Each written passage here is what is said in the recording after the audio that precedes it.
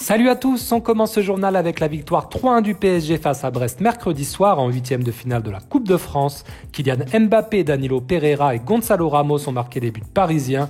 Mbappé s'est d'ailleurs fait découper 2 fois par Lilian Brassier en seconde période mais a pu finir le match. Selon la presse française, Mbappé ne s'est pas entraîné ce jeudi mais le staff parisien se veut optimiste. Possible toutefois que le numéro 7 parisien soit préservé ce samedi face à Lille en vue du match contre la Real Sociedad mercredi prochain. Concernant la Coupe de France, le PSG connaîtra son adversaire en quart de finale ce soir à partir de 20h.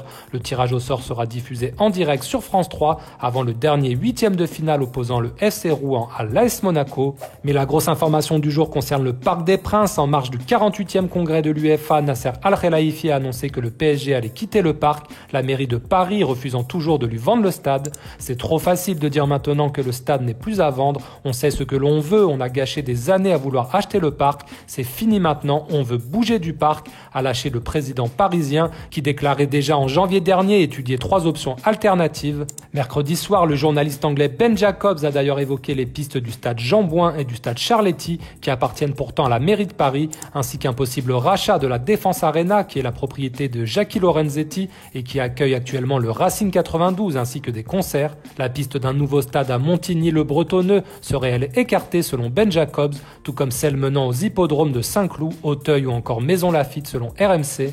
Bref, le PSG a du boulot mais travaille sur le sujet depuis des mois avec comme ambition un nouveau stade d'au moins 60 000 places. Idéalement, il faudrait que ce stade soit situé dans l'ouest parisien et soit accessible facilement en transport. Dites-nous d'ailleurs dans les commentaires si vous êtes prêts à voir le PSG bouger du Parc des Princes et si oui, pour aller où.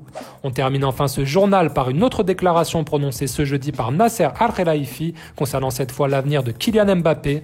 Au moment où on aura décidé tous les deux, on vous le dira, a commenté le dirigeant parisien sans en dire plus. Voilà, c'est tout pour aujourd'hui. Merci à tous pour votre fidélité et à demain pour un nouveau numéro.